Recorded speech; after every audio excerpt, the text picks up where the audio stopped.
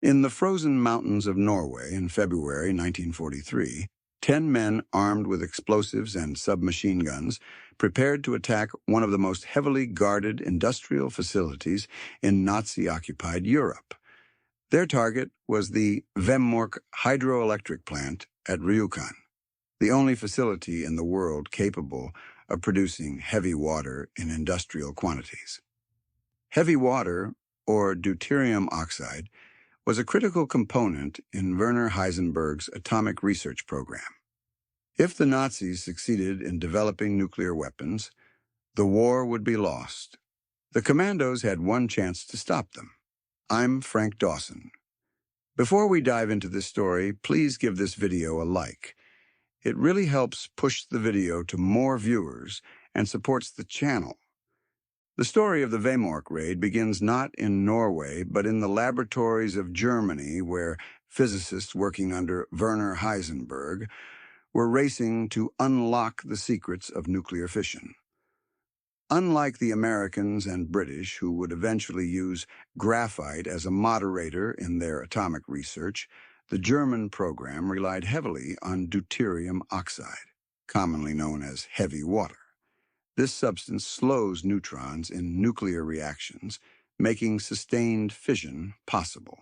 And in 1940, there was only one place in the world producing heavy water in meaningful quantities: the Norsk hydro plant at Vemork in Telemark, Norway.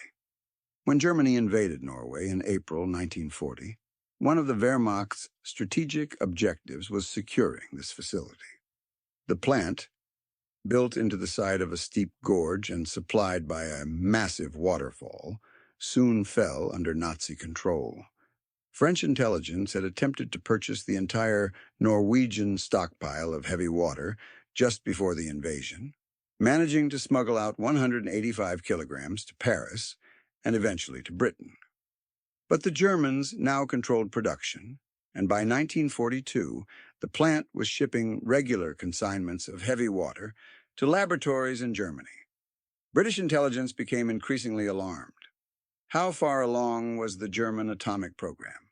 Could Hitler actually be on the verge of developing a nuclear weapon? The answers were unknown, but the risk was too terrible to ignore. Winston Churchill and his scientific advisors concluded that Vemork had to be destroyed. The first attempt to sabotage the facility was Operation Freshman, launched in November 1942. 2 gliders carrying 34 Royal Engineers were towed from Scotland toward Norway by Halifax bombers. The mission was a catastrophe. Both tow ropes snapped in terrible weather conditions. One glider crashed into a mountain, killing all aboard instantly. The other crash-landed, and the survivors, many badly injured, were captured by the Germans. Under Hitler's infamous Commando Order, which mandated the execution of all captured special forces, the wounded men were given lethal injections of morphine or shot. Not one of the 34 British soldiers survived. The Germans, now alerted to Allied interest in Vemork, increased security at the plant dramatically. But 4 Norwegians were already on the ground. In October 1942, before Operation Freshman, the British Special Operations Executive had parachuted in a reconnaissance team codenamed Operation Grouse. Jens Anton Poulsen, Knut Haugland, Klaus Hellberg, and Arne Kjelstrup dropped into the Hardangervidda Plateau with orders to gather intelligence and prepare a landing zone for the main assault force. What was supposed to be a mission lasting weeks turned into months of survival in one of the harshest winter environments on Earth. Temperatures plunged to minus 30 degrees Celsius. Food ran out. The men survived on moss, lichen, and eventually managed to shoot a reindeer, which kept them alive through the worst of the winter. They lived in primitive huts, constantly alert for German patrols, maintaining radio contact with London despite the brutal conditions. Their endurance was extraordinary. After the Freshman disaster, the British decided that only Norwegian commandos, familiar with the terrain, stood any chance of success. In February 1943, 6 men were selected for Operation Gunnerside. The team leader was Joachim Runneberg, a 23-year-old lieutenant who would later be described as one of the greatest special operations soldiers of the Second World War.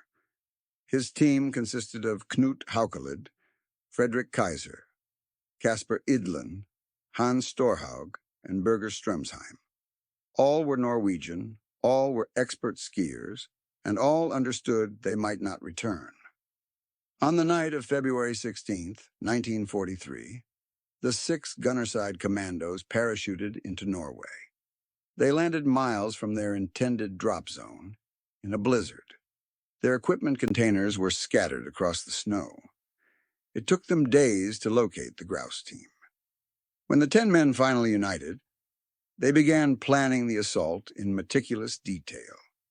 They studied reconnaissance photographs, memorized the plant's layout, and identified their target, 18 high-concentration, heavy water cells in the basement of the facility.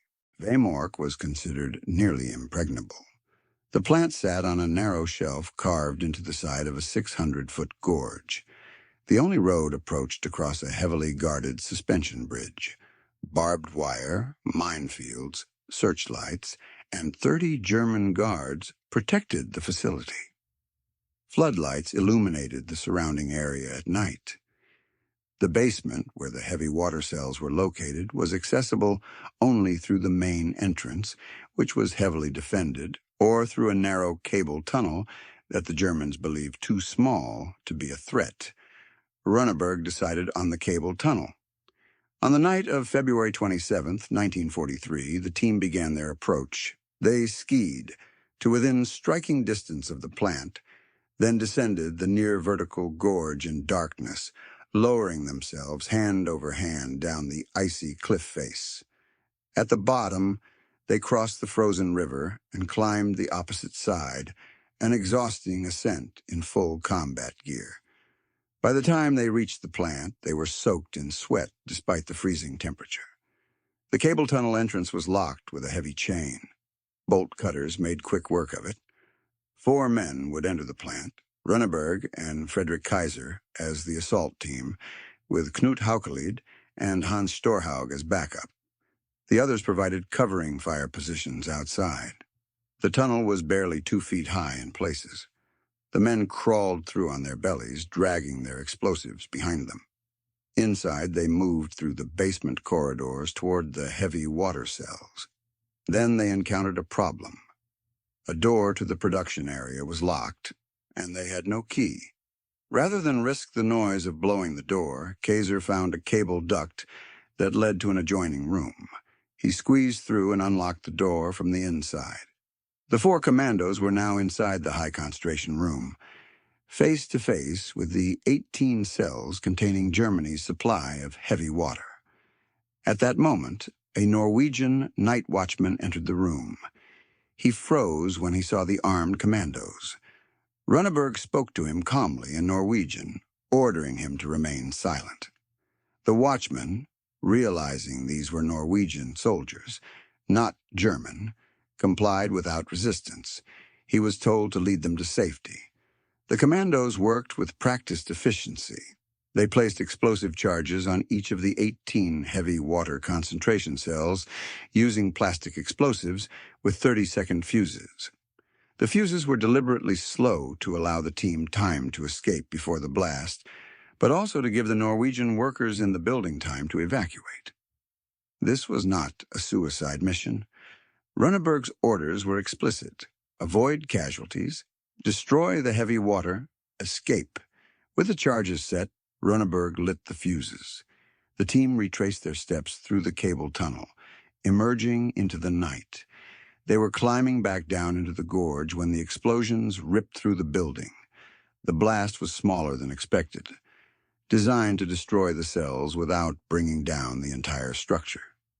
Approximately 500 kilograms of heavy water drained away into the facility's sewers and was lost forever. The Germans would later estimate that the sabotage set their program back by 2 years. But the commandos were not yet safe. As alarms sounded and searchlights swept the area, the 10 men split up. Some headed for Sweden, a grueling 250-mile ski journey through German-occupied territory. Others remained in Norway to continue resistance operations. Remarkably, not a single shot had been fired during the raid. Not one German soldier was killed. Not one Norwegian commando was captured. It remains one of the most successful special operations missions in military history. The German response was swift and brutal. Over 3,000 Wehrmacht troops were deployed to search the mountains for the saboteurs. They found nothing. The Norwegians had vanished into the wilderness they knew intimately. The Germans also rounded up local civilians for interrogation, and 10 Norwegian men were executed in reprisal, a war crime for which no one was ever held accountable. Hitler was furious. He ordered that heavy water production at Vemork be restored immediately and that security be increased to unprecedented levels. Within months, the plant was operational again. This led to a second attack in November 1943, this time a massive daylight bombing raid by 143 American B-17 Flying Fortresses. The bombers struck the plant, but heavy water production, located in the basement, survived largely intact.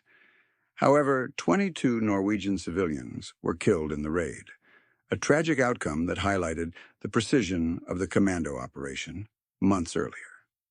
The Nazis decided to move all remaining heavy water and production equipment to Germany.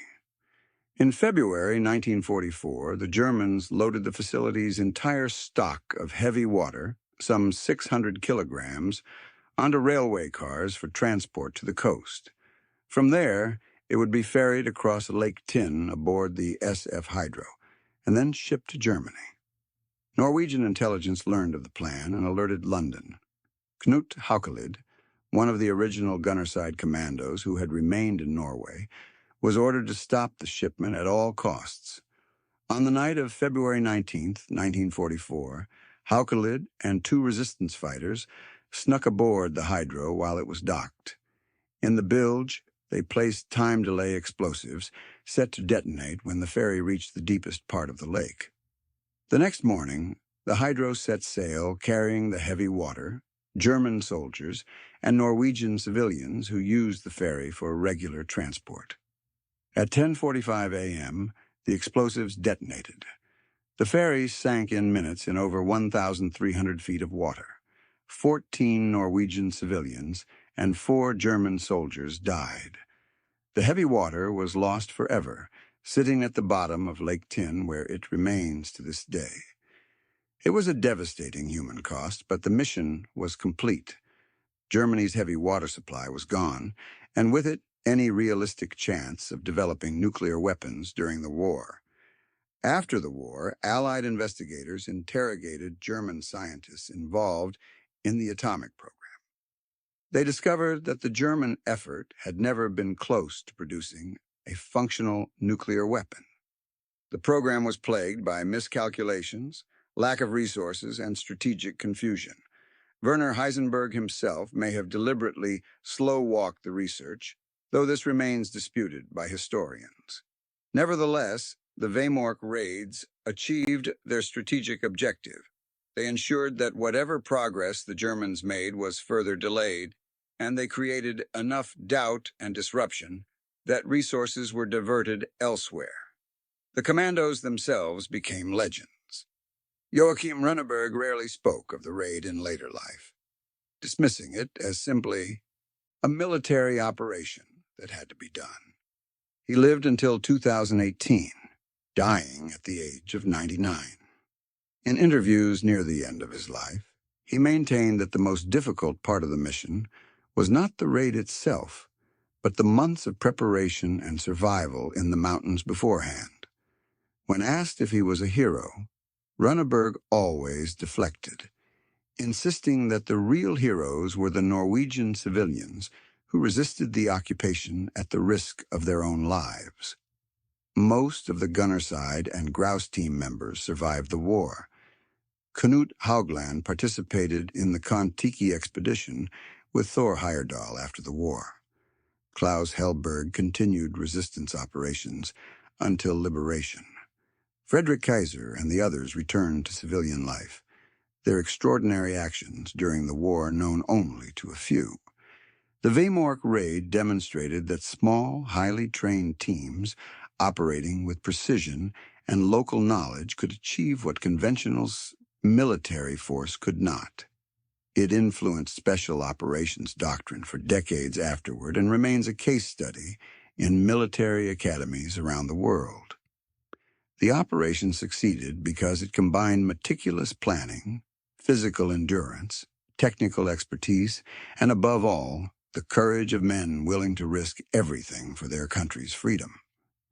The heavy water cells destroyed that February night in 1943 never produced another drop for the Nazi war machine.